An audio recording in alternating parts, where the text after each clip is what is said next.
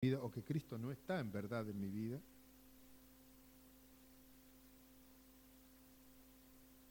o que por alguna razón todavía no he entendido la enorme bendición que significa abrir la boca y confesar a Cristo, la enorme bendición que puede significar eso para muchas personas. Hay tantas personas alrededor nuestro que están desesperadamente perdidas porque nadie se animó todavía a abrir la boca y a expresar lo que Cristo ha hecho para salvarme a mí. Obviamente el tema de la salvación es otro tema, algún día lo charlaremos más en detalle, pero digamos simplemente, ¿de qué me salva Cristo? Cristo me salva principalmente de autodestruirme. Porque cuando el ser humano salió de la mano de Dios, cuando Dios lo creó al ser humano y estaba 0 km, el ser humano reflejaba perfectamente la imagen de ¿quién? De Dios.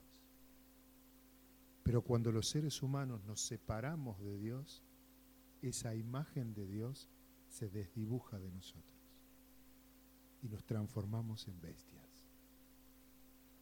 Empezamos a hacer, empezamos a pensar y empezamos a vivir de tal manera que nos autodestruimos. Y Dios quiere salvarme de eso. Cuando yo encuentro a Cristo y lo recibo en mi corazón, estoy permitiendo que Dios vuelva a crear en mí su imagen y semejanza. El verdadero ser humano es el que refleja la imagen de Dios. Lejos de Dios, me deshumanizo, dejo de ser humano, me destruyo. Dios quiere salvarme de eso. Dios está persiguiéndonos para recuperar su imagen en nosotros. ¿Vieron que ahora está de moda que en todas las grandes empresas, cuando vos entrás al hall de entrada, tienen escrito la visión y la misión de la empresa? ¿Viste eso? Y hoy muchas empresas están empeñadas en que su personal conozca cuál es su visión y cuál es su misión. Visión es lo que la empresa quiere lograr y misión es lo que hace para lograr eso. ¿Cuál es la visión de Dios? La visión de Dios es volver a recrear en nosotros su imagen y semejanza. Y su misión es hacer todo lo posible para que eso suceda. Si yo no me dejo alcanzar por Dios, si yo no me transformo en un vehículo para que Dios llegue al corazón de otras personas, esa misión y esa visión de Dios no se van a poder cumplir. Lo bueno, lo lindo, es que Dios me quiere hacer partícipe de esa misión. Que yo me anime a abrir la boca para contar todo lo que Cristo está haciendo en mí para recuperar la imagen de Dios en mi vida. Que testifique de eso, para que otras personas sientan el deseo de volver a ser humanos, de recuperar la imagen de Dios en su corazón, de permitir que Cristo los haga de nuevo. Cuando decimos que hay miles de personas perdidas sin Cristo, estamos diciendo esto, que hay miles de personas que se están autodestruyendo porque no tienen la imagen de Dios en su corazón. No tienen a Jesús en sus corazones. Y Cristo me da a mí la posibilidad de abrir la boca y de contarlo. Ahora, me impacta lo que sigue a continuación. Aparecen dos preguntas impactantes. Versículo 38, San Juan 1. Volviéndose Jesús y viendo que le seguían estos dos ex discípulos de Juan el Bautista, comenzaron a seguir a Jesús, Jesús se dio vuelta y le dijo, ¿qué buscan? Y ellos le dijeron, Maestro, ¿dónde vives? Dos preguntas, ¿no? La primera pregunta parece rara porque ¿Jesús quería tener discípulos? Sí. Entonces es raro que a los dos primeros, ¿por qué están a los dos primeritos? Los dos primeros discípulos que empiezan a seguirlo, cuando lo empiezan a seguir, Jesús se da vuelta y le dice, ¿y usted qué quiere? Como diciendo, ¿por qué me siguen? Parece raro, ¿no? Alguien que quiere que lo sigan, que de pronto a los dos primeros que lo siguen le diga, ¿y ustedes qué quieren?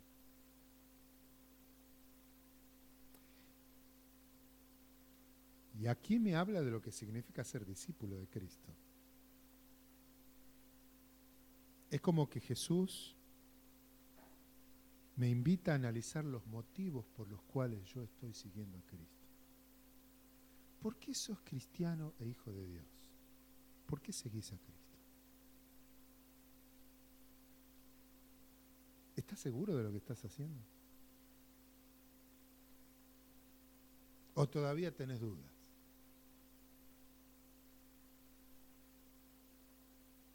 Yo me imagino a Jesús dándose vuelta y diciéndonos esta mañana, ¿y ustedes qué buscan aquí? ¿A qué vienen? ¿Por qué están acá? ¿Están por autorrealización? ¿Están por sentirse satisfechos? ¿Están aquí por costumbre? ¿Por qué están aquí? ¿Están aquí porque no tienen otra cosa mejor que hacer? ¿Por qué estás aquí? ¿Por qué estoy aquí? Y si era una prueba, esa pregunta, estos dos discípulos de Jesús, estos dos primeros discípulos de Jesús, pasaron la prueba. Porque enseguida, ¿qué le preguntaron? Maestro, ¿dónde vivís? O sea, en esa pregunta les estaban diciendo, Señor, quédate tranquilo, nosotros no somos aves de paso. Nosotros queremos irnos a vivir con vos. No somos curiosos que venimos a ver qué onda aquí. Nosotros queremos vivir con vos. Miren, esta es la mejor definición de discipulado que yo encontré en la Biblia. Ser un discípulo de Cristo no es saber muchas cosas acerca de Cristo. Es vivir con Jesús.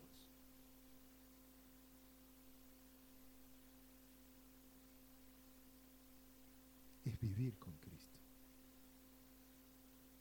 En aquella época no se concebía un discípulo que no viviera con el Maestro.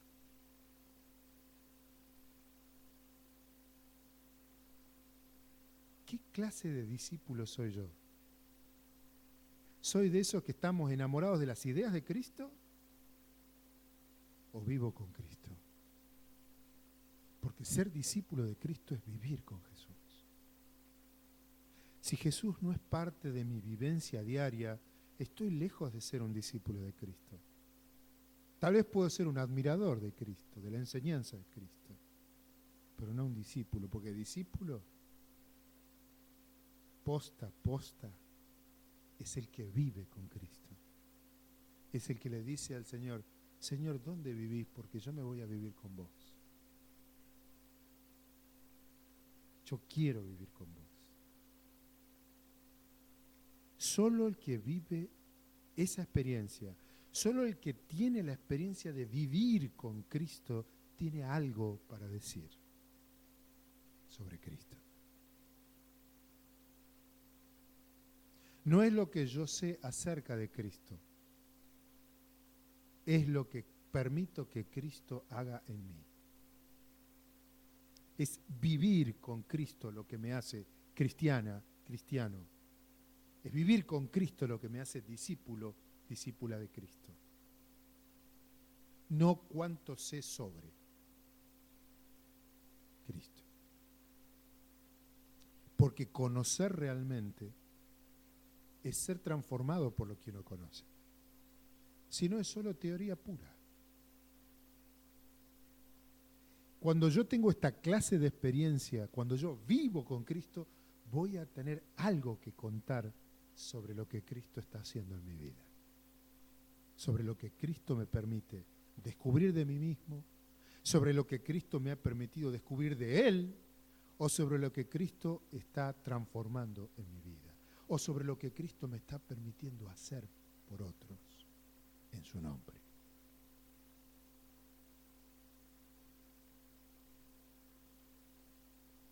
Y es como una cadena, ¿no? Juan el Bautista se animó porque para él Jesús era su Salvador. Él lo había aceptado en su corazón. Cristo ardía en el corazón de Juan el Bautista. Era el Cordero de Dios. Era su Salvador. Y se animó a contarlo. Y 2 de sus discípulos lo siguieron a Cristo. Estos 2 discípulos decidieron ser discípulos de verdad, vivir con Jesús. Pero inmediatamente empezó la cadena. Porque es una cadena. Es una hermosa cadena de salvación la que ocurre cuando una persona acepta a Cristo.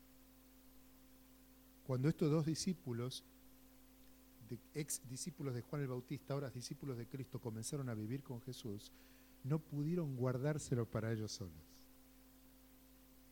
Y sigue diciendo el relato, versículo 40, ahí se menciona el nombre de uno de los 2.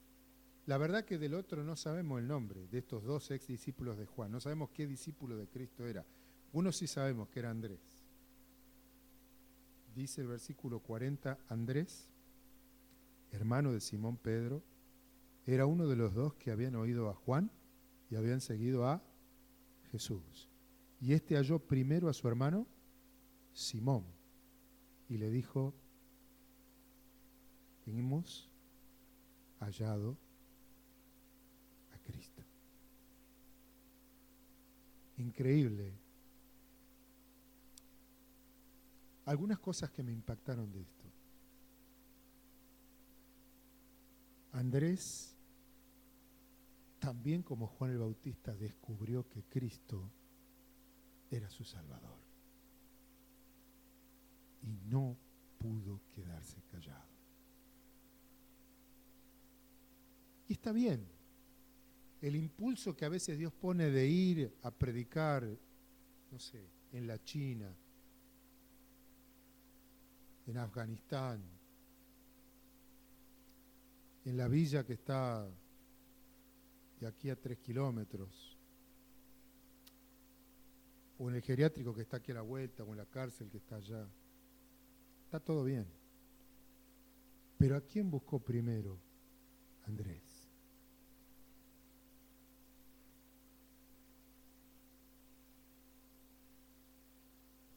Cuando yo leía esto pensaba en mi familia. Quienes de mi familia todavía no le han entregado su corazón a Cristo. ¿Qué campo misionero tenemos todavía muy cerquita nuestro, ¿no? Entre las personas que viven cerca de nuestro corazón. Las personas que amamos. Y que todavía no le han dado una oportunidad a Jesús. Andrés fue a buscar a su hermano. Y le dio su testimonio, le dijo, ¿sabes una cosa? Simón, encontré a Cristo. Ese que tanto esperábamos, ya está acá. Está con nosotros. Y dice el versículo 42, que Andrés trajo a Jesús y mirándolo Jesús, le dijo, tú eres Simón, hijo de Jonás, pero tú serás llamado Cefas.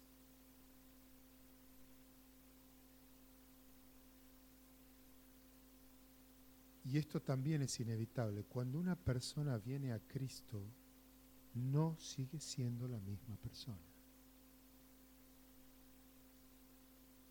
Simón vino como Simón a Cristo y terminó siendo Pedro. De paso interesante, dice que Jesús lo miró. Jesús tiene la capacidad de calar perfectamente a las personas, o sea, porque Él puede mirar nuestro corazón. Y cuando Jesús lo vio a Simón, le dijo, ¿sabes que vos no sos Simón? Porque Simón, ¿sabe qué significa Simón? Obediente. ¿Sabés que vos no sos Simón? Porque vos de obediente no tenés ni 2 gramos. Vos sos piedra.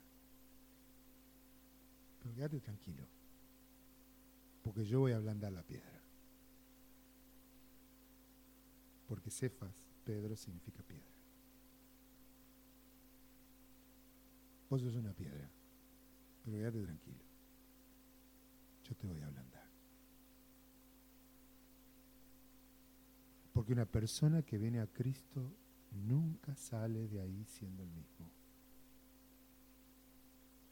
Por eso es tan importante mi vivencia con Cristo, mi relación, mi dependencia, mi permanencia, mi comunión con Cristo, como el hecho de compartir a Cristo. En realidad, compartir a Cristo perfecciona mi comunión con Cristo. ¿Por qué? Porque cuando yo estoy compartiendo a Cristo, las personas me empiezan a preguntar sobre Dios y eso me lleva a estudiar la Biblia.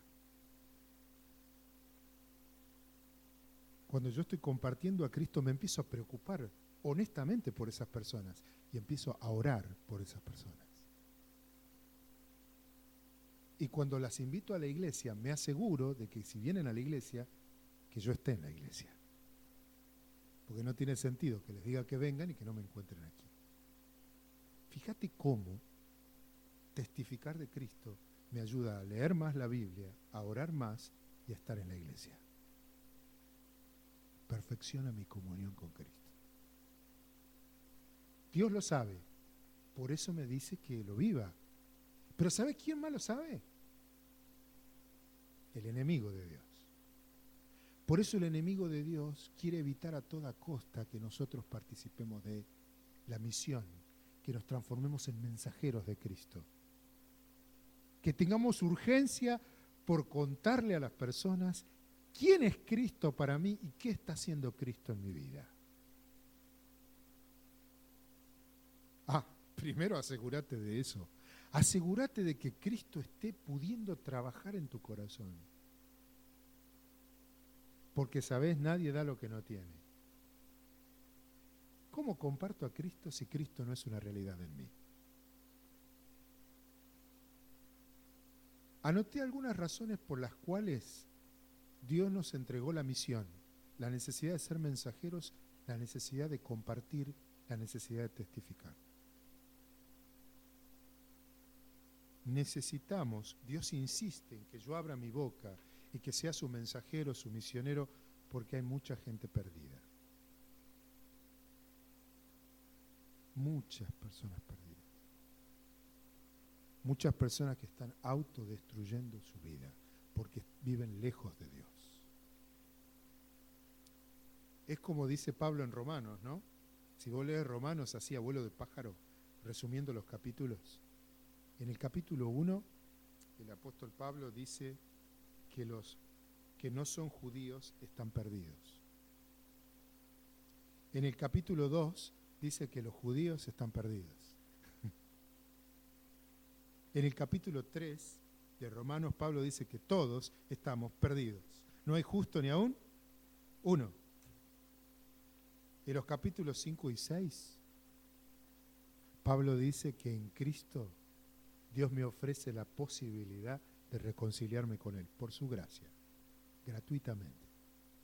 En los capítulos 7 y 8, Pablo dice que Cristo quiere trabajar, no solo quiere hacer cosas por mí, quiere hacer cosas en mí. Y quiere hacerme una persona semejante a Cristo.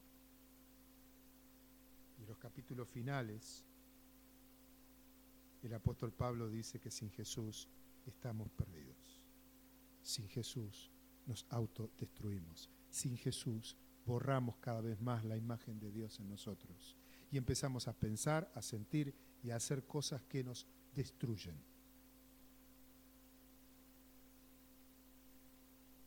Porque estamos perdidos, necesitamos, porque hay tanta gente perdida, necesitamos que se empiece a escuchar lo que Jesús está haciendo en mí, lo que Jesús ha hecho y hace por mí y lo que Jesús está haciendo en mí.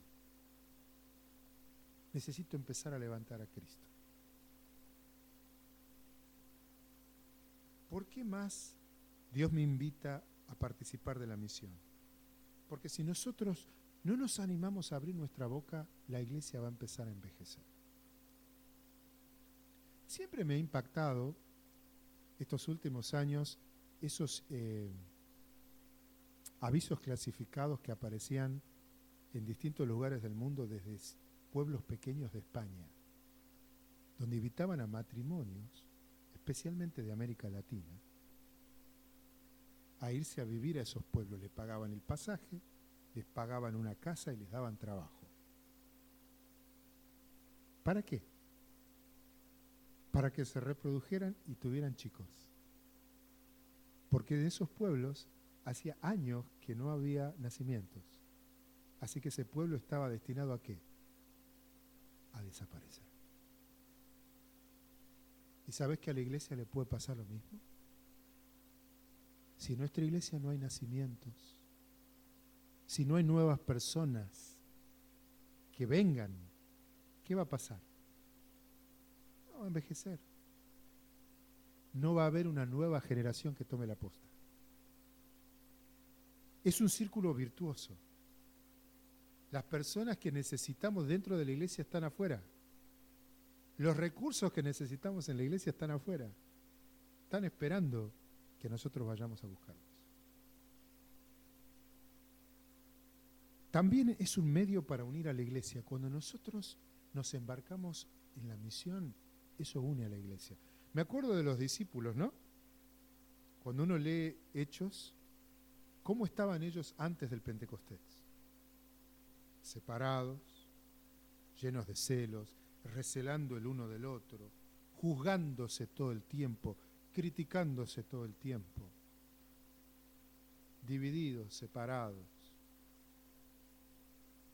Cuando vino el Espíritu Santo, Dios les dio una misión. Y esa misión los unió.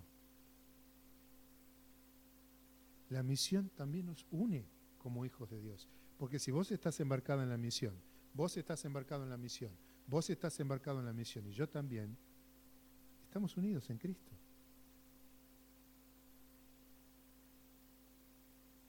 Y Cristo oró para que la iglesia esté unida. También Dios nos propone que seamos testigos suyos, misioneros de Dios, porque es la mejor terapia espiritual.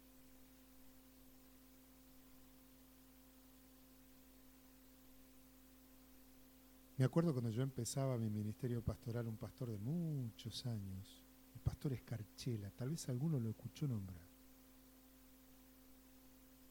Querido viejito, ya descansa en el Señor.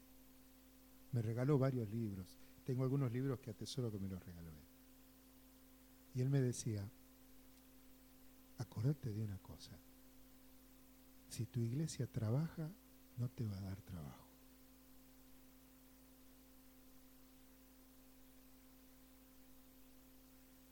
Si tu iglesia trabaja, no te va a dar trabajo.